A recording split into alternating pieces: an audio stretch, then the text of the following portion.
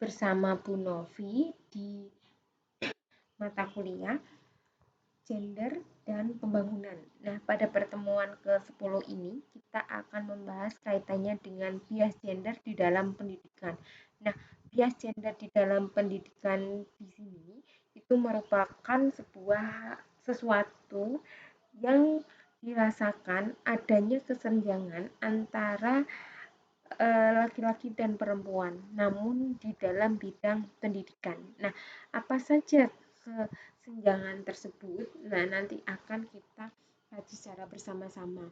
Nah, secara kondisi dan posisi perempuan di Indonesia menurut Human Gender Development Index ini hampir menduduki ranking yang ke-111 ya. 111 ini juga membawa kepada posisi Indonesia dalam hal kesejahteraan. Indonesia masih sangat jauh sekali peringkatnya, yaitu 111 dari 120 negara. Ini merupakan survei dari Bank Dunia. Kondisi ini merupakan sebuah hal yang masih harus kita perjuangkan. Bagaimana peringkat ini bisa kita naikkan dan menghilangkan sekat-sekat kemiskinan yang ada di Indonesia. Nah, untuk mengatasi hal tersebut, benarnya salah satu cara yang bisa dilakukan oleh pemerintah yaitu dengan meningkatkan kualitas dari sumber daya manusia itu sendiri. Nah, dari mana meningkatkan kualitas sumber daya manusia? Itu salah satunya melalui jalur pendidikan. Nah, oleh karena itu, untuk memperoleh sebuah sumber daya manusia yang berkualitas. Oleh karena itu, sistem birokrasi dan pelaksanaan proses pembelajaran tentunya juga harus yang baik dan berkualitas sesuai dengan mutu yang ada. Nah, oleh karena itu, penting sekali mengetahui, mengidentifikasi dari awal kendala-kendala apa saja yang membuat sejauh ini sumber daya manusia atau peningkatan kesejahteraan masyarakat Indonesia itu belum maksimal. Kita lihat ya. Yang pertama, kendalanya. Ada kendala kesetaraan perempuan dalam bidang pendidikan. Nah, kendalanya apa? Apakah perempuan itu sudah mendapatkan akses yang sama, mendapatkan kesempatan yang sama, mendapatkan fasilitas yang sama, atau bahkan mendapatkan perlakuan pendidikan yang sama antara laki-laki dan perempuan begitu ya. Nah, ini juga yang sangat mempengaruhinya adalah sosialisasi gender dan konsep sosial budaya itu sendiri di masyarakat. Karena jika itu konstruksi sosial masyarakat yang terbangun, maka itu sangat mempengaruhi arah dari pendidikan nanti ke depannya akan seperti apa. Terus kemudian adanya kesenjangan rekrutmen guru, pejabat struktural, dan eselon antara laki-laki dan perempuan. Ini nanti akan kita bahas. Terus kemudian, nah ini, ada stereotip pekerjaan dan pemilihan jurusan antara laki-laki dan perempuan. Stereotip apa yang nempel? Apa yang melekat di dalam perempuan, di laki-laki terkait dengan pemilihan jurusan di masyarakat itu sangat berdampak sekali terhadap hal-hal yang diambil oleh laki-laki maupun perempuan kaitannya dalam memilih jurusan. Nah, sejauh ini proses belajar yang ada di sekolah kita bisa menelaah dari beberapa fenomena yang ada. Misalkan di sini kita lihat bersama-sama. Guru cenderung menaruh harapan dan perhatian yang lebih besar kepada murid laki-laki dibandingkan dengan murid perempuan. Nah, hasil penelitian di beberapa negara menunjukkan bahwa murid laki-laki di sekolah dasar dan lanjutan ditanyai oleh gurunya 3 hingga 8 kali lebih banyak daripada murid perempuan. Nah, hal ini menunjukkan bahwa kemampuan dan minat murid laki-laki terhadap terutama terhadap sains terus didorong oleh dan dibina oleh guru. Sementara apa? Pengembangan kemampuan dan minat perempuan itu terabaikan. Nah, ini salah satu kondisinya sehingga kesempatan untuk bertanya, untuk mendukung, memotivasi, mensupport itu lebih banyak diberikan kepada siswa laki-laki daripada ke siswa perempuan. Terus kita bisa coba lihat lagi ya fenomena yang berkembang. Meski belakangan ini fenomena pelajar teladan itu ya lebih didominasi oleh kaum perempuan, namun ternyata apa? Ternyata fenomena tersebut belum cukup kuat untuk meneguhkan pengakuan masyarakat terhadap kemampuan perempuan itu sendiri. Nah, bahwa memang perempuan tersebut lebih pintar dan layak menyandang gelar teladan. Namun, yang justru terjadi di lapangan, peneguhan image stereotip gender tersebut menyatakan bahwa perempuan yang layak menyandang gelar teladan karena apa? Satu, perempuan lebih tekun. Dua, perempuan lebih rajin. Tiga, tidak neko-neko. Dan menurut serta patuh pada guru dan peraturan sekolah.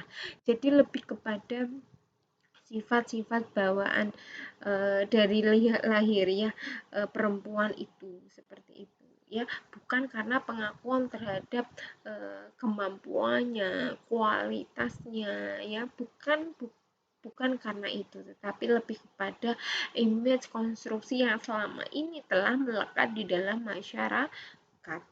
Nah, anggapan bahwa sains dan teknologi lebih cocok untuk murid laki-laki secara lambat laun mengikis minat serta perhatian murid perempuan terhadap subjek tersebut. Karena apa, Nak? Karena secara tidak langsung perempuan digiring untuk tidak berkecimpung di area-area atau hal-hal yang sudah dipakamkan kepada laki-laki begitu. Nah, padahal sesuatu hal yang sudah terjadi di masyarakat belum tentu tidak dapat dirubah, bisa asalkan ada komitmen dari berbagai pihak, terutama dorongan motivasi terbesar dari perempuan itu sendiri. Nah, kemudian selain itu role model perempuan yang berkarir dalam bidang sains dan teknologi juga masih sangat kurang ya. Kita tahu misalkan ilustrasi dari buku pelajaran atau bacaan lain sering sekali menampilkan figur-figur laki-laki sebagai pemegang stetoskop, tabung reaksi, dan komputer. Sementara untuk figur perempuan sendiri apa? Mereka lebih dikonstruksikan, diimagekan sebagai pemegang alat-alat yang penunjang domestik. Nah, inilah salah satu bentuk bias gender di dalam pendidikan, di mana kalau laki-laki itu alat-alatnya yang sifatnya di kantor, di lab seperti itu. Sedangkan kalau yang perempuan lebih pada urusan domestik.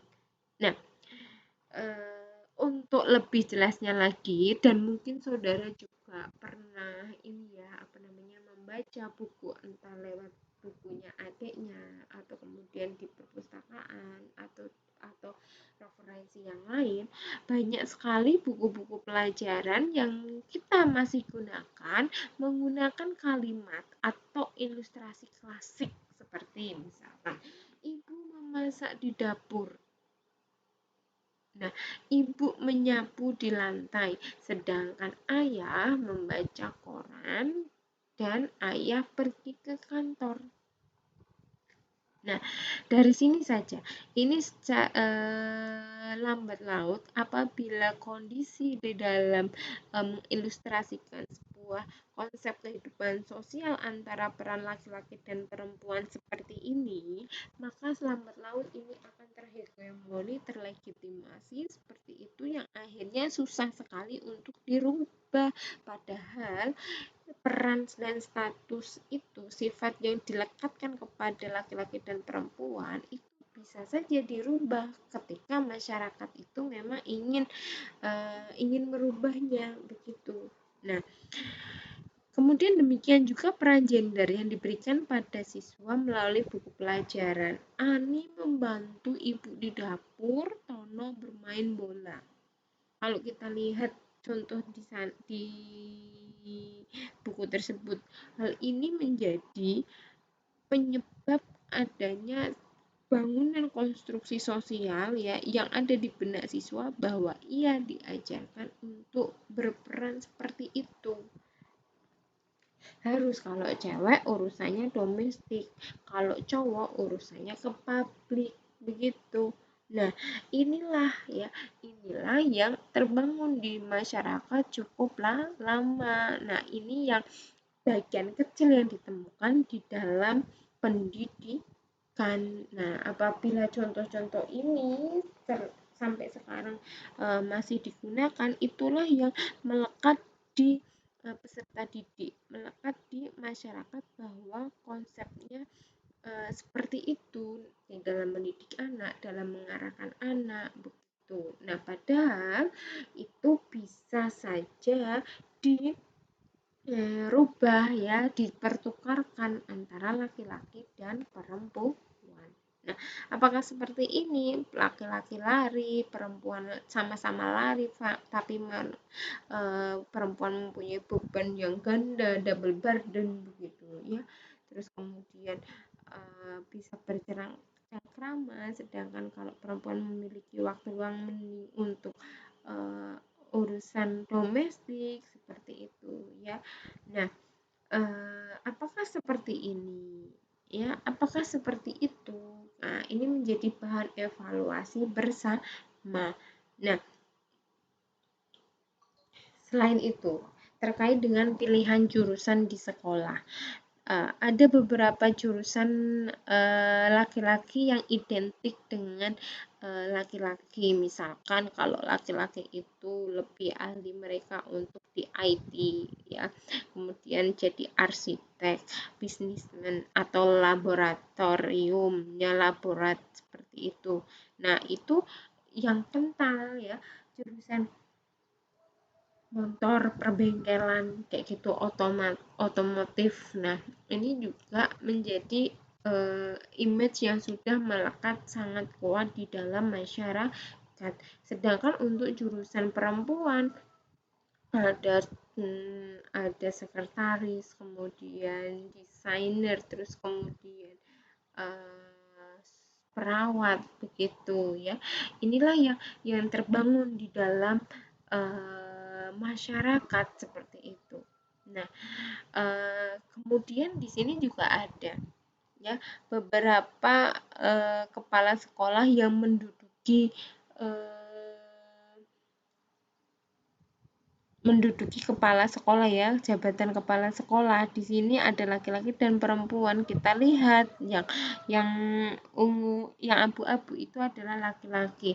Dari tabel yang disajikan, maka interpretasi yang dapat disimpulkan bahwa jumlah kepala sekolah berdasarkan kelamin itu masih banyak yang mendominasi bahwa kepala sekolah itu harus bersosok laki-laki seperti itu. Nah, ini menunjukkan masih adanya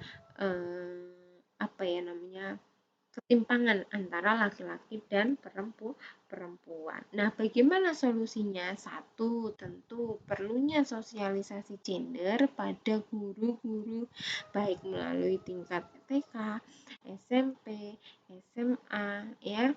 Kemudian melalui pengarang buku ajar, membuat buku ajar yang sensitif gender ya, dan penerbit juga begitu ya. Kemudian perlunya sosialisasi gender di masyarakat bahwa pendidikan adalah adil dan setara untuk laki-laki dan perempuan. Jangan jangan ada kesenjangan yang cukup luas antara laki-laki dan perempuan. Kemudian yang paling penting adalah anggaran pendidikan dan kurikulum itu yang sangat sensitif gender, itu harapannya bisa diupayakan. Nah, ini adalah beberapa solusi yang dapat ditawarkan untuk menyelesaikan masalah bias gender yang ada di dunia pendidikan. Nah, mungkin itu yang bisa Bu Novi sampaikan. Apabila ada pertanyaan nanti bisa disampaikan di WA group. Saya akhir kata. Wassalamualaikum warahmatullahi wabarakatuh.